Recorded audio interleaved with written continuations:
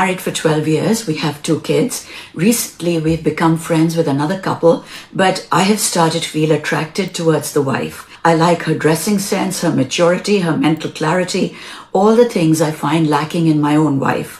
यहाँ पे एक चीज़ देखना, पहली चीज़ आप नोटिस करोगे, जो पति है जिसको जो पसंद आ रही है दूसरी युवती या औरत या पर्सन, वहाँ पे हमारे चीज़ क्या चलती है, यहाँ पे बहुत खूबसूरत चीज़ है साइकोलॉजिकली आप ये चीज़ देखते हो, सत्य जो हम शब्द यूज़ करते हैं, जैसे अगर इंसान से पूछोगे भाई जो तुम महसूस करो, वो कहेगा यही सत्य है, जो मैं महसूस कर रहा हूँ ये सत्य है। वो सत्य उसके अनुसार इस वक्त क्या है कि जो नया इंसान मिला है ये एक अलग ही लेवल का कुछ परफेक्शन है, कुछ आइडियलाइजेशन चल रहा है, बहुत ही खतरनाक पृथ्वी को पार कर देने वाले लेवल पे, और उसी के साथ साइमल्टेनियसली एक प्रोसेस चल रहा है जहां पे तुम अपने पार्टनर को कंप्लीटली धरती के नीचे समा दे रहे हो।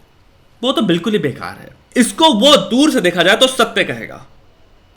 तो एक चीज समझना, सत्य to a great degree narrative construction है। नैरेटिव कंस्ट्रक्शन के पीछे आता है इंट्रिंसिक बायस, यानी कि भाई डिजायर।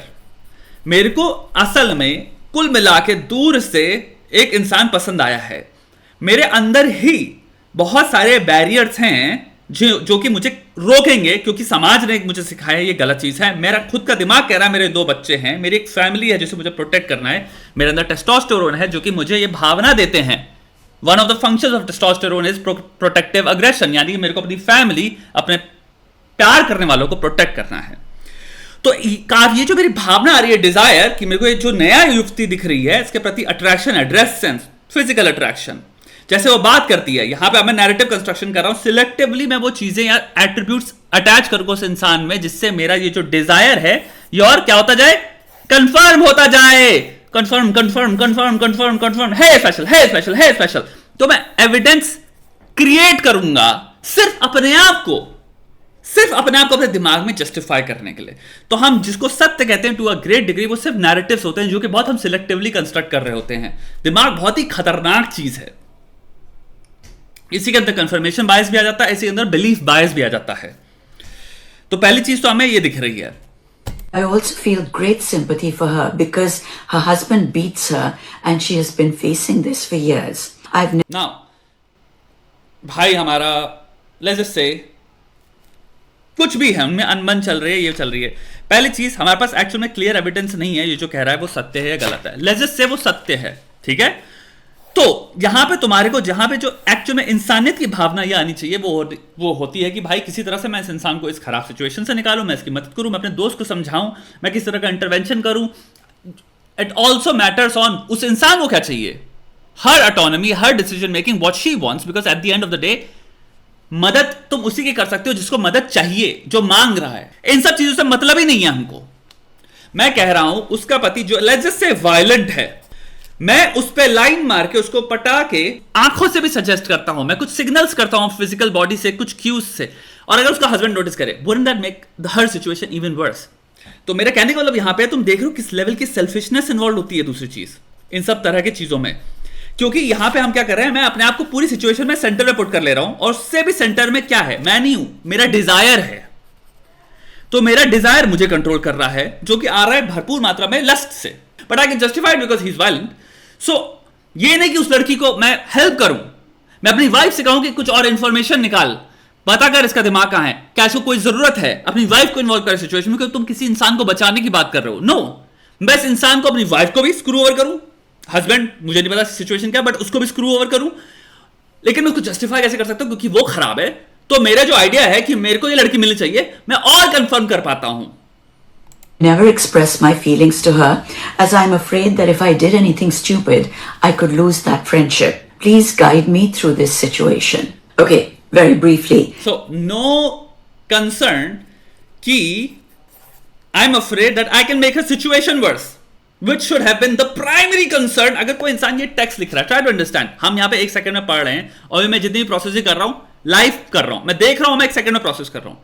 The person जिसकी जिंदगी में ये हो रहा है has had enough amount of days कि वो इतना सोच पाए कि अच्छा हाँ, सिर्फ फ्रेंडशिप रुइन नहीं होगी, मे बी इस इंसान की जिंदगी रुइन हो सकती है, मे बी इस इंसान पे एक्चुअल में कोई खतरा आ सकता है मेरे एक्शंस की वजह से, उसको उससे मतलब ही नहीं है। Here are my suggestions. 1, everybody through their entire life will feel attracted to other people, not just once, but many times. And the reason that I'm telling you this is because I want you to understand that this is not some once in a lifetime epic romance that you're feeling. This is very, very common, which basically means you don't have to do anything about these feelings.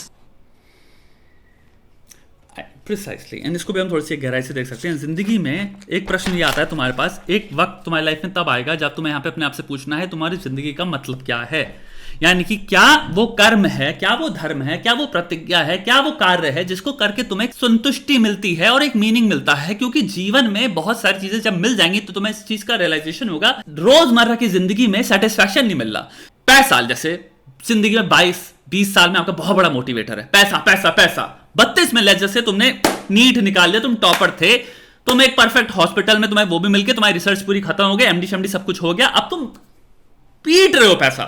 पर वो इंसान बैठा है 32 में, कह रहा है भाई मैं खोखला महसूस करता हूं लेकिन अंदर. अब इसके पीछे क्या है? अब इसके पीछे साइंटिफिक आंसर है इसका, टेंशन ना लो. ईस्टरलिन पैराडॉक्स. ईस्टरलिन एक रिसर्चर है जिसने वो पैराडॉक्स डेवलप किया है, या एक पूरा रिसर्च पेपर सबमिट किया जिसमें उसने पैराडॉक्स समझाया है. वो यही है बेसिकली हैप्पीनेस पे, कि हैप्पीनेस हम जो लिख रहे हैं उसके साथ साइमल्टेनियस दो प्रोसेसेस आ जाते हैं. एक प्रोसेस को कहते हैं सोशल कंपैरिजन थ्योरी, दूसरे को कहते हैं हिडोनिक अडेप्टेशन. हिडोनिक अडेप्टेशन बेसिकली मतलब होता है, जो कि मैं बहुत छोटे में समझा देता हूं. आज मेरे पास 10 रुपए नहीं है, लेकिन आज की जो रियलिटी है मैं उसमें जी रहा हूं नॉर्मली. सिमिलरली अगर मेरे पास 50 रुपए कल आ जाते हैं तो मुझे 3 दिन तक ऐसा लगेगा 50 रुपए आ गया एक्स्ट्रा, 50 रुपए आ गया एक्स्ट्रा. तीसरे दिन तक मैं यूज्ड हो जाऊंगा, जैसे मैं 10 रुपए में यूज्ड था जिंदगी जीने में, 50 रुपए में हो जाऊंगा. और फिर वो 50 वाली वैल्यू एग्जैक्टली मेरी जिंदगी वैसी हो जाएगी जिसको मुझे लगेगा हाँ यार सेम ही तो जिंदगी है. तो हम हिडोनिकली अडैप्ट कर लेते हैं और हम वापस उस बेस लाइन में आते हैं हैप्पीनेस की, जो हम ऑलरेडी 10 रुपए में थे. ये पहला पैराडॉक्स हो जाता है. दूसरा आता है सोशल कंपैरिजन थ्योरी. जब मेरे पास 10 रुपए नहीं थे तो मैं दुखी था क्योंकि मैं 50 वाले को देख के दुखी था. जब मेरे पास 50 रुपए आएंगे तो मैं 100 वाले को देख के दुखी होऊंगा. जब मेरे पास 100 आएंगे तो मैं 1000 वाले को. सोशल कंपैरिजन थ्योरी की वजह से तुम एक्चुअल में अपनी हैप्पीनेस जितना ज्यादा तुम बढ़ते जाओ, तुम कंपेयर कर करके अपनी मारते रहोगे. तीसरी चीज, अगेन हैप्पीनेस की रिसर्च में आ रहे हो, तुम्हें बहुत सारे अलग स्रोत हैं. पैसा तो सिर्फ एक इकोनॉमिक थ्योरीज के अंदर आता है हैप्पीनेस के बहुत सारे हैं. लेकिन कुल मिला के अगर हम आध्यात्मिक पॉइंट से बात करें, स्पिरिचुअल पॉइंट से बात करें, फिलोसॉफिकल पॉइंट से बात करें, बहुत बड़ा एक मार्कर लाइफ सेटिस्फैक्शन को होता है अंदरूनी सुकून, संतुष्टि. जैसे हो सकता है ये जो आंटी हैं, आई एम सॉरी अगर आप देख रही हैं, मैं आपको आंटी कह रहा हूं, मुझे नहीं पता क्या कहना चाहिए. हमारे देश में हमको यही सिखाया जाता है आंटी बोलना, तो मैं आपको आंटी बोल रहा हूं, कोई मेरा डिसरिस्पेक्ट नहीं है. इनको हो सकता है ये जो ये कार्य कर रही हैं, इनको ये करके बहुत बड़े लेवल पे बहुत सुकून मिलता है. ये शायद पैसे के लिए नहीं कर रही हैं, शायद फेम के लिए नहीं कर रही हैं, इनको लगता है मैं जेन्युइनली एक अच्छी पर्पस से अटैच्ड हूं और मेरे को शायद मदद करने के लिए कोई नहीं, आज मुझे मौका मिल रहा है उन सब तक पहुंचने का. उनकी लाइफ सेटिस्फैक्शन यानी अंदरूनी इनर पीस बहुत हाइटर लेवल पे हो सकता है ऊपर जा चुकी है, क्योंकि इनको इस चीज को करने से पर्पस मिलता है. और वो पर्पस को जब ये फुलफिल करती है, इनको जिंदगी में मतलब मिलता है, मीनिंग मिलता है. Life has meaning. जिस भी इंसान की जिंदगी में कोई मतलब नहीं मिल रहा, उसको तुम सेटिस्फाइड नहीं हो, तुम एक बहुत ही बेस लेवल पे, तो वो जो इंपल्सेस होती हैं, अर्जेस होती हैं, तुम उसमें फंसे रहोगे. अट्रैक्शन जो बात करें एकदम सत्य है, वो एक पासिंग फीलिंग हमेशा रहेगी जिंदगी में, क्योंकि खूबसूरती को देख के हम वायर्ड हैं निहारने के लिए, बायोलॉजिकली भी वायर्ड हैं, क्योंकि खूबसूरती हमें अट्रैक्ट करती है. बहुत सारे रीजंस हैं, खूबसूरती, स्ट्रक्चर, सिमेट्री, इवन डिजाइन में. आईफोन को कोई आदमी लेता है, उसको देखने में अच्छा लगता है क्योंकि डिजाइन वे में फॉन्ट जो यूज करते हैं, सब कुछ काफी प्लेजेंट है टू द आई. सिमिलरली आपको बहुत सारी चीजों में जिंदगी, आप किसी घर आते हो, चीजें एकदम स्ट्रक्चर्ड, बिल्कुल नीटली अरेंज्ड है, ऑर्गेनाइज्ड है, लाइटिंग बहुत सुंदर है, तो आपको घर में एक अच्छी सी प्लेजेंट फीलिंग आती है. अब क्वेश्चन ये आता है, क्या वो एक पासिंग बाय वाली फीलिंग है कि तुमने नोटिस किया and it never really takes over? वो एक पासिंग बाय फीलिंग है क्योंकि तुमने इंपॉर्टेंस क्या है या इंपॉर्टेंट चीजें क्या हैं, उनका इतना इजीली तुमने उसको फिल कर रखा है कि ये चीजें इतनी पेरिफेरल हो जाती हैं कि तुम्हें फर्क ही नहीं पड़ता. खूबसूरती तो तुमको हर पल में मरते दम तक, लेट से बेड पे लेटे हुए हो हॉस्पिटल के, तुम्हारी उम्र है 89, पूरी बॉडी सिकुड़ गई है, छोटे से हो गए, लेकिन जो नर्स आई भाई, वो तुम्हारी दुनिया के, तुमने आज तक अपने 89 साल में इतनी सुंदर लड़की नहीं देखी थी. क्या करोगे? कहोगे अरे मुझे प्यार हो गया? नहीं ना. खूबसूरती हमेशा रही थी, हमेशा रहेगी और आती जाती रहेगी. इसको समझना, क्योंकि वो भी बहुत ही ट्रांजिएंट है. खूबसूरती भी बहुत यूथफुल वाला कॉन्सेप्ट है. उसके बाद एक सब्जेक्टिविटी आती है, उसके बाद इंटरप्रेटिव हो जाती है. हम खूबसूरती 50 में हो सकता है, एक इंसान अपनी वाइफ को कहे मेरी सबसे खूबसूरत इंसान ये है, लेकिन ऑब्जेक्टिवली समाज कहेगा कि ये तो आंटी है, इनमें क्या खूबसूरती, वहां फिर इंटरप्रेटिव खूबसूरती भी आ जाती है। ऐसा कॉन्सेप्ट है जो कभी नहीं जा रहा और जिंदगी में हमेशा एग्जिस्टिंग है। तो आपको एक दिन खुद से कॉग्निटिव कॉन्शियस स्टेप लेना पड़ेगा कि मुझे इससे ऊपर उठना है। जैसे कि इंसान जो कर रहा है, तू किसका गुलाम बन रहा है, तू you are becoming a victim of what, attraction. Then तू उसको जस्टिफाई कर रहा है through theories, probably she is an attractive woman. Novelty नहीं है लेकिन लाइफ में नॉवेल्टी क्या होती है, नई चीज, नई पिक्चर आ रही है, नया ये देखने को मिलेगा, तो हमारा ब्रेन नॉवेल चीजें सीख करता है। तो यहां पे हम नॉवेल्टी को अट्रैक्शन से मिक्स कर रहे हैं दूसरे की बीवी देख के। यहां पे तुम एक क्वेश्चन अपने आप से पूछो, कब तक करते रहोगे? ये पहली बीवी थोड़ी दूसरे की। This will keep repeating unless you fix something in your life, unless you find something जो तेरे को मतलब देता है, जो तेरे को पर्पस देता है, एंड जिसको तू कहता है दिस इज इनफ।